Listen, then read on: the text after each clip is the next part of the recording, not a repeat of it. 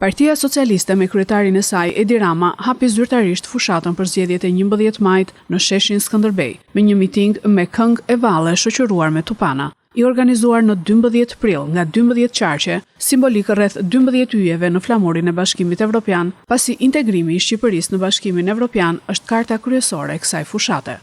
Takimi fillimisht pati një fjalë nga drejtuesit e 12 qarqeve. Drejtuesja e qarkut Fier, Belinda Balluku, tha se do të marrin 10 mandate në Fier. Qarku i Fierit ka një objektiv, 10 mandate deputetësh për t'i ulur në sallën e parlamentit shqiptar. Por ama ne punojmë për më shumë. Siç më tha dhe shoku Gramos sot në mëngjes, priten 11 mandate nga ne.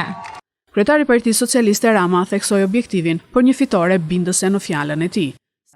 Tamam këtu, tamam tani, mu në një kryqëzim mes një palë zgjedhjesh politike për partinë që do të qeverisë 4 vjet dhe një mundësie historike për Shqipërinë që në vetëm 4 vjet mund të bëhet zonjë antare e familjes së Bashkuar Evropiane.